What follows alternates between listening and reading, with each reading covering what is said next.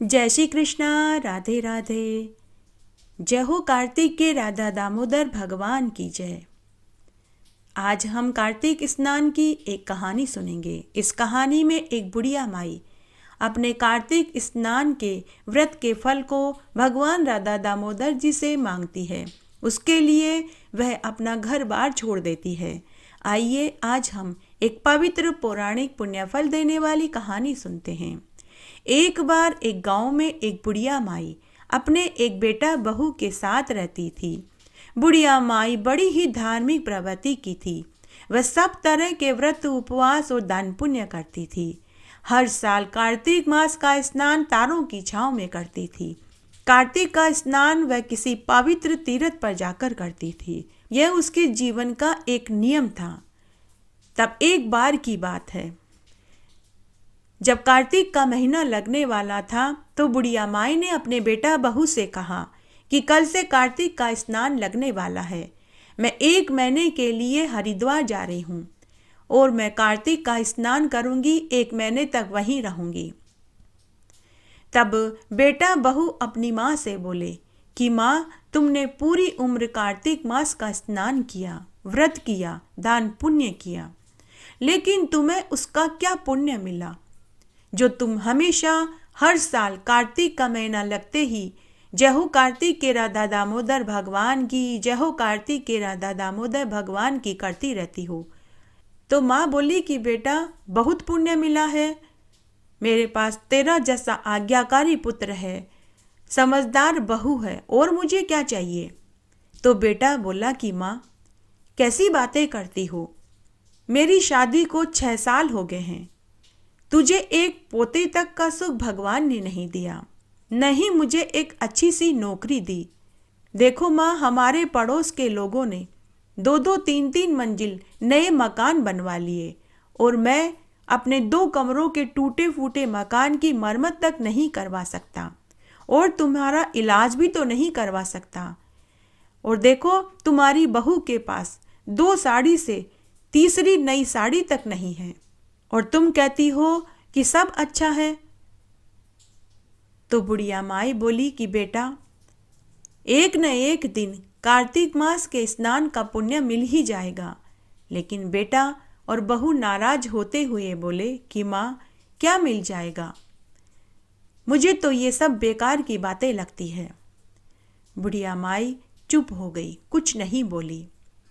जब बेटा अपने काम पर चला गया और बहू रसोई में काम करने चली गई, तब बुढ़िया माई बिना अपने बेटा बहू को बताए 2 जोड़ी कपड़े लेकर घर से निकल पड़ी। मनी मन सोचने लगी कि अब मैं भगवान से मिलकर पूछूंगी कि वो मुझे कार्तिक मास के स्नान का फल कब देंगे।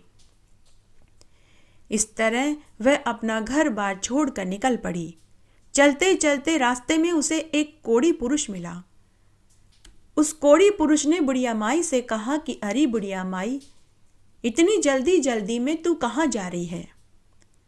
तो बुढ़िया माई बोली कि भाई क्या बताऊं, मेरे बेटा बहू मुझे बहुत ताने दे रहे थे, कह रहे थे कि मैंने हर साल कार्तिक मास का स्नान किया, व्रत किया, मैंने कार्तिक मास के व्रत का उद्यापन भी कर दिया। तो बेटा बहू मुझे कह रहे थे कि तू कार्तिक का स्नान करना बंद कर दे।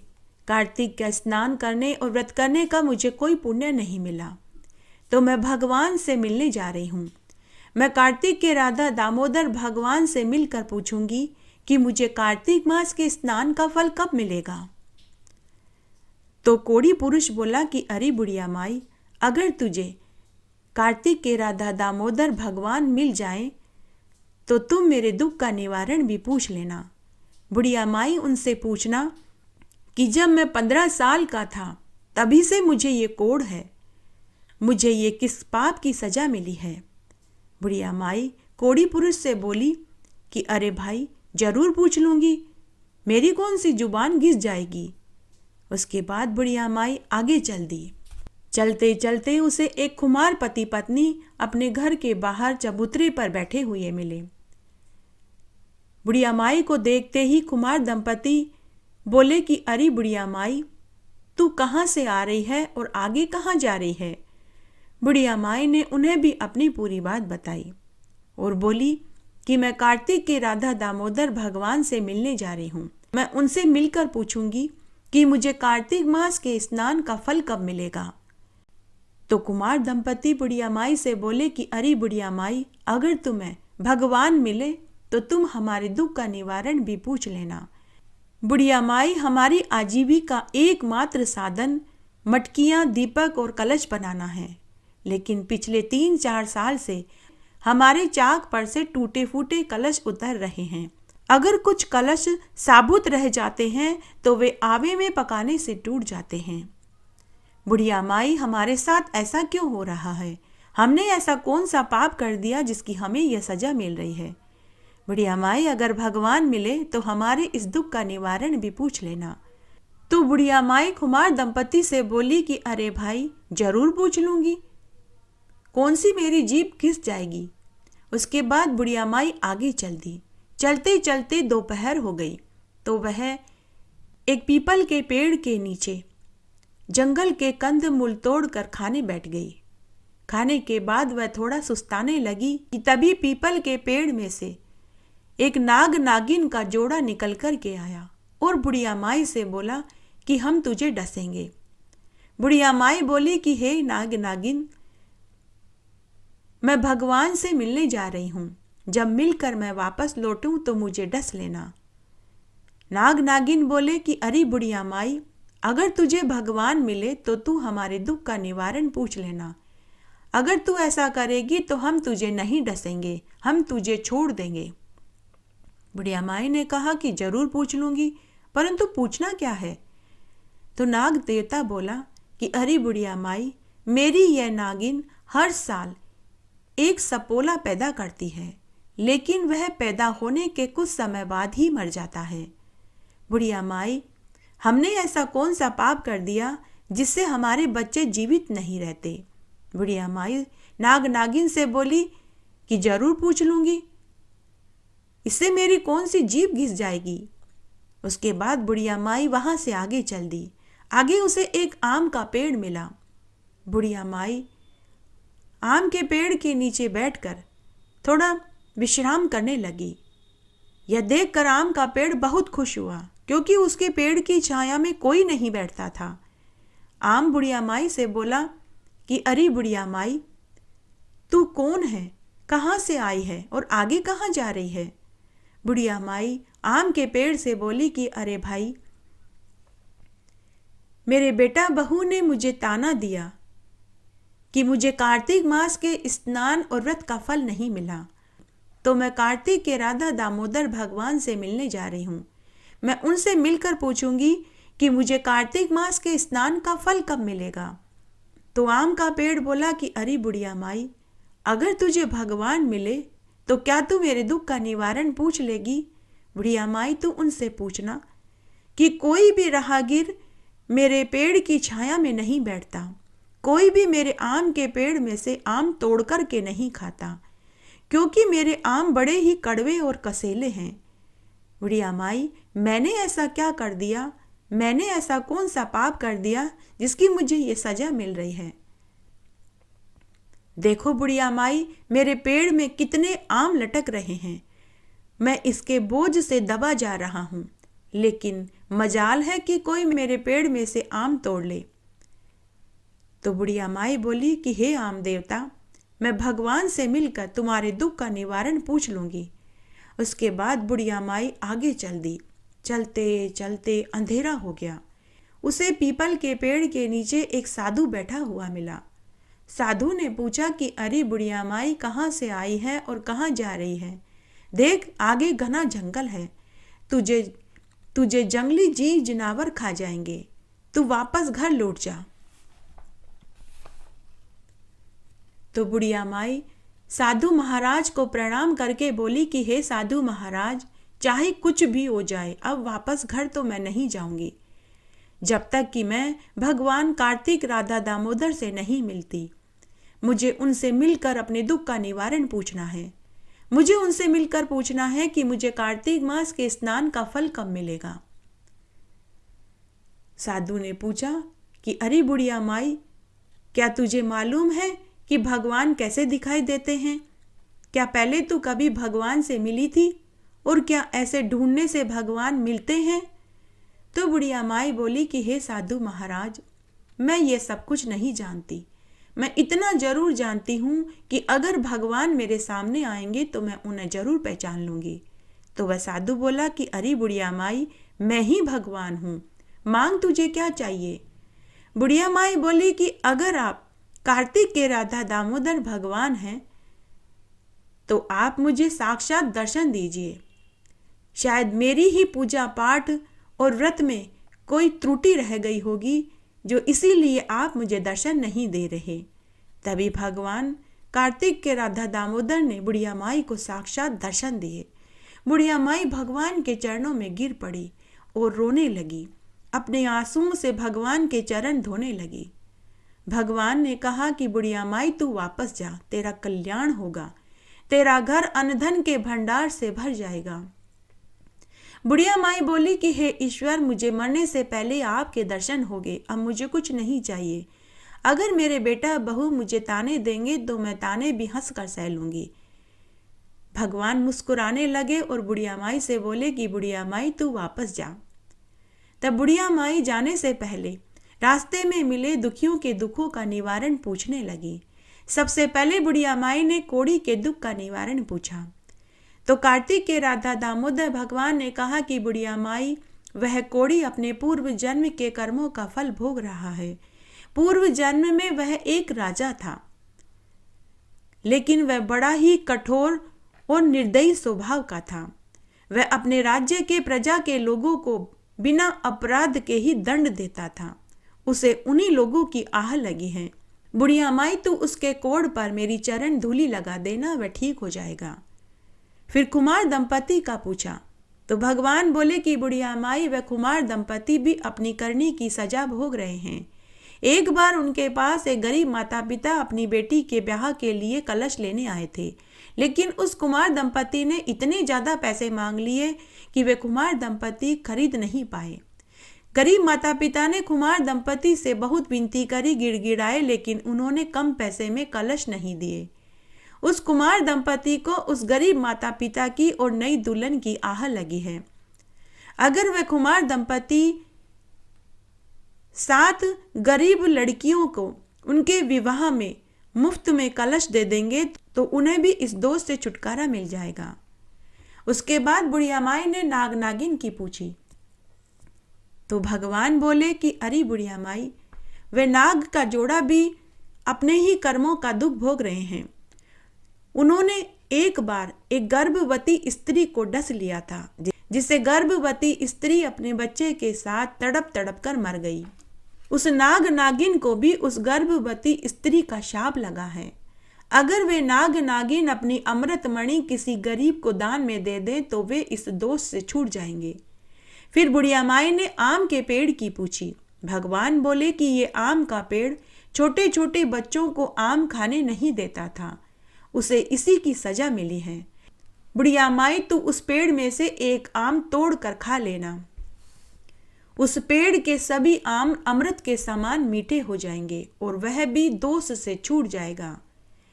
उसके बाद बुढ़िया माई ने भगवान को प्रणाम किया, अपने साड़ी के पल्लू में भगवान की चरण धूलि ली। जैसे ही वह उठी तब तक भगवान अंतर्ध्यान हो चुके थे। बुढ़िया माई भगवान की चरण धूलि साड़ी के पल्लू में बांधकर अपने घर की ओर चल दी। सबसे पहले आम का पेड़ मिला। आम का पेड़ बुढ़िया को देखते ही पूछने लगा कि अरे बुढ़िया माई, क्या तुझे भगवान मिले? क्या तूने मेरे दुख का निवारण पूछा? तो बुढ़िया माई मुस्कुराते हुए बोली कि हे आम देवता, मुझे भगवान के दर्शन हुए, मैं तुम्हारे दुख का निवारण भी पूछ कर के आई हूँ। उसके बाद बुढ़िया माई ने भगवान ने जो कुछ भी कहा उसे आम के पेड़ को बता दिया। बुढ़िया माई ने एक आम तोड़ कर खाया तो उस आम के पेड़ के सभी आम अमृत के समान मीठे हो गए। आम के पेड़ ने बुढ़िया माई को धन्यवाद दिया और कहा कि अरे बुढ़िया माई, तू मेरे पेड़ में से 4 आम तोड़ कर के ले जा, तेरा कल्याण होगा। बुढ़िया माई आम लेकर आगे चली। आगे जाने पर बुढ़िया माई को नाग नागिन मिले। नाग नागिन ने देखते ही बुढ़िया माई से पूछा कि अरे बुढ़िया माई, सच सच बताना, क्या तुझे भगवान के दर्शन हुए? क्या तूने हमारे दुख का निवारण पूछा? तो बुढ़िया माई ने कहा कि हे नाग नागिन, मुझे भगवान के दर्शन हुए और मैंने आपके दुख का निवारण भी पूछ लिया है। भगवान ने कहा है कि आपने एक बार एक गर्भवती स्त्री को डसा था, तो वह गर्भवती स्त्री अपने बच्चे के साथ तड़प तड़प कर मर गई। आप लोगों को उसी का शाप लगा है। भगवान ने कहा है कि अगर आप अपनी अमृत मणि किसी गरीब को दान में दे देंगे तो आप इस दोष से छूट जाएंगे। तो नाग नागिन ने कहा कि अरे बुढ़िया माई, अब हम गरीब को कहाँ ढूंढेंगे? ऐसा कर, ये अमृत मणि तू ही ले ले, लेकिन एक बात का ध्यान रखना, इस अमृत मणि से तू जो भी मांगेगी तुझे वही मिल जाएगा, लेकिन तू लालच मत करना। अमृत मणि से मिले हुए धन का एक हिस्सा तू गरीबों में दान करना, कुएं तालाब बावड़ी खुदवाना, गरीब ब्राह्मण लड़कियों के विवाह करवाना। बुढ़िया माई, तुझे ये अमृत मणि देकर हम तेरे उपकार से भी छूट जाएंगे। उसके बाद नाग नागिन ने अपनी अमृत मणि बुढ़िया की झोली में डाल दी। बुढ़िया माई आम और अमृत मणि लेकर खुशी खुशी आगे चल दी। आगे जाने पर बुढ़िया माई को कुमार दंपति मिले। वे अभी भी उदास बैठे हुए थे। कुमार दंपति ने बुढ़िया माई से पूछा कि अरे बुढ़िया माई, क्या तुझे भगवान मिले? क्या तुमने हमारे दुख का निवारण पूछा? तो बुढ़िया माई कुमार दंपति से बोली कि अरे भाई, पहले मुझे पानी पिलाओ, मुझे बहुत प्यास लगी है। कुमारन ने बुढ़िया माई को पानी पिलाया, एक कटोरा भरकर राबड़ी पिलाई। बुढ़िया माई ने पानी पिया, राबड़ी खाई। उसके बाद वह कुमार दंपति से बोली कि अरे भाई, भगवान ने कहा कि एक बार आपने एक गरीब माता पिता को उनकी लड़की की शादी में महंगे कलश दिए। उनके बार बार विनती करने पर भी आपने उन्हें सस्ते कलश नहीं दिए, आपको उनकी आह लगी है। भगवान ने कहा है कि अगर आप 7 ब्राह्मण कन्याओं को उनके विवाह में मुफ्त में कलश दे देंगे तो आप इस दोष से छूट जाएंगे। यह सुनकर कुमार दंपति बुढ़िया के चरण पकड़ लिए और बोले कि अरे बुढ़िया माई, हमें माफ कर दो। जो कुछ भी भगवान ने हमारे लिए कहा है वह सत्य ही कहा है। तब कुमार दंपति ने बुढ़िया माई को ढेरों आशीर्वाद दिए और उसके बाद बुढ़िया माई वहां से आगे चल दी। आगे जाने पर बुढ़िया माई को वही कोढ़ी पुरुष वहीं उसी स्थान पर बैठा हुआ मिला। कोढ़ी पुरुष ने देखा तो उसने भी पूछा कि बुढ़िया माई, क्या तुम्हें भगवान मिले? क्या तुमने मेरे दुख का निवारण पूछा? तो बुढ़िया माई ने कोढ़ी पुरुष से कहा कि हाँ भाई, मुझे भगवान मिले, मैं तेरे दुख का निवारण भी पूछकर आई हूँ। भगवान ने कहा है कि तुम अपने पूर्व जन्म के पापों को भोग रहे हो, तुम्हें अपने कर्मों का फल मिल रहा है।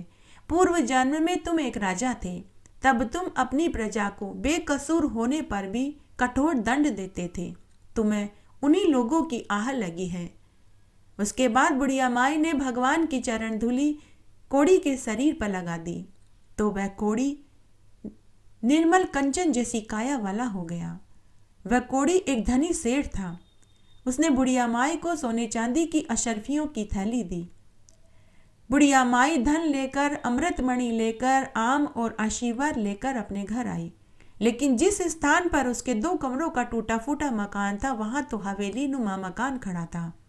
बुढ़िया माई सोच में पड़ गई कि मेरा मकान कहाँ गया, मेरे बेटा बहू कहाँ गए।